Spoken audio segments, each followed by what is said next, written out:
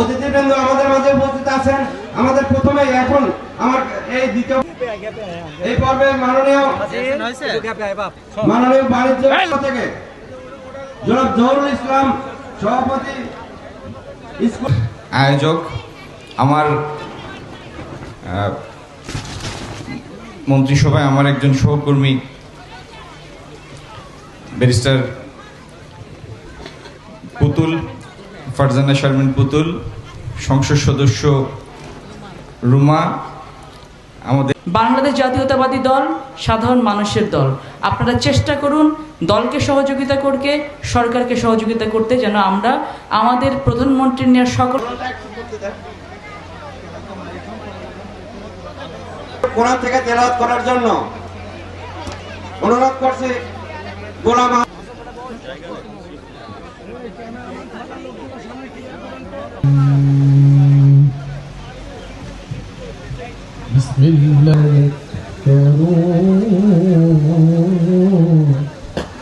বলছে এখানে আমাদের খায়রুল গ্রুপ, খায়রুল ভাই ছিল যে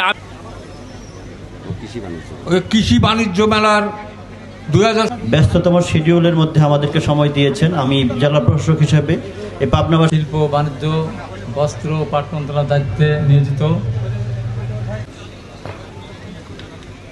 লিচু উৎসব ও কৃষি বাণিজ্য মেলা এবং আমাদের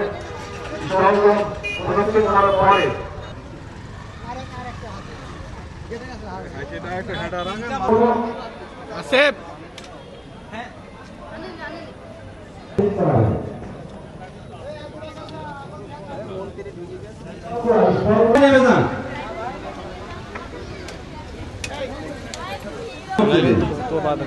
আমাদের অনুষ্ঠানটা করতে তাহলে আপনারা সহজভাবে কাজ করে আমাদের। আর আপনাদের প্রত্যেকটা উদ্ভাবনী ক্ষেত্রে এই সরকারের সর্বত সহযোগিতা পাবেন।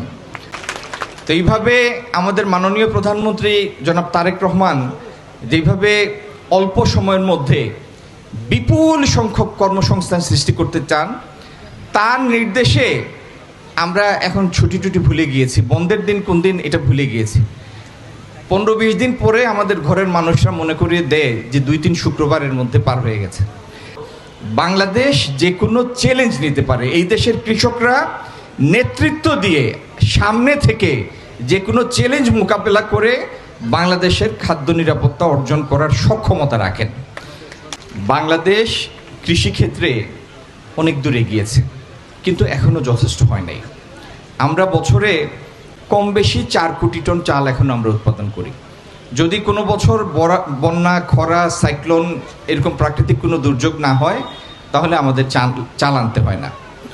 যে পেঁয়াজ প্রায় পুরোটা আগে বাইরে থেকে আনতে হতো, সেই পেঁয়াজে এখন আমরা স্বয়ংসম্পূর্ণ। হয়তো সিজনের গ্যাপের কারণে কিছু পেঁয়াজ বাইরে আসে।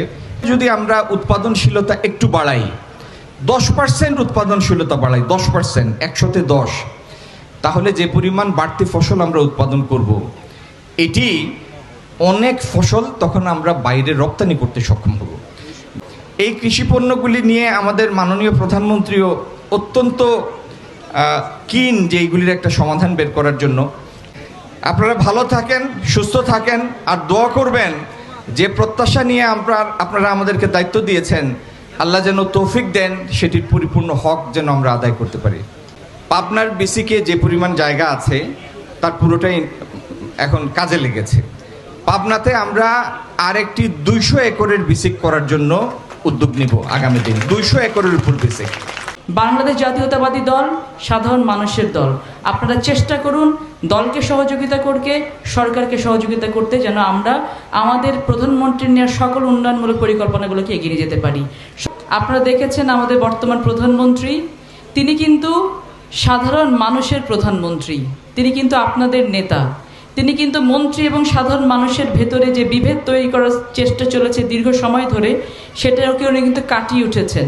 সাধারণ মানুষের কাছে গিয়ে তিনি সাধারণ মানুষের কথা শোনেন এবং সেভাবেই কিন্তু তিনি সাধারণ মানুষের সমস্যা সমাধানের চেষ্টা করেন।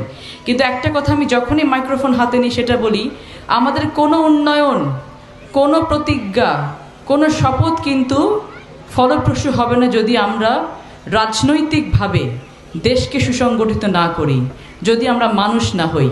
যত ধরনের উন্নয়নের পরিকল্পনাই করি না কেন, এটাকে কোনোভাবেই সাস্টেইনেবল হবে না যদি আমার সামনে বসে থাকে যে স্কুল কলেজের বাচ্চাগুলো বিপদগামী হয়ে যায়। এখানে আমাদের যে কৃষকরা আছেন, আমাদের শ্রমিকরা আছেন, আমাদের যে শিল্প প্রতিষ্ঠানগুলো আছে, এই উত্তরাঞ্চলকে যদি কৃষিতে সমুন্নত করা যায় তাহলে বাংলাদেশের অর্থনীতি সমুন্নত হবে বলে এটা আমরা বিশ্বাস করি ইনশাআল্লাহ। এই কৃষি পণ্যকে যদি আমরা প্যাট্রন করতে পারি তাহলে আমাদেরকে কিন্তু বাইরে থেকে কিনে খেতে হবে না, আমরা আমাদেরটা উৎপাদন করতে পারবো, আমরা আমাদেরটা দিয়ে কিন্তু আমাদের ঘর সংসার চালাতে পারবো। ঠিক কিনা বলেন? আমরা সেই ব্যবস্থাটা এখানে করতে চাই, বিপ্লব ঘটাতে চাই কৃষি পণ্যের, সবজিতে, ধানে, চাষে, মাছে। একটা সময় ছিলাম মাছে ভাতে বাঙালি, এখন ভাই ইলিশ মাছ চোখেও দেখি না। দেখি আমরা? দেখি না। আমরা আবার সেই মাছে ভাতে বাঙালি হয়ে যেতে চাই।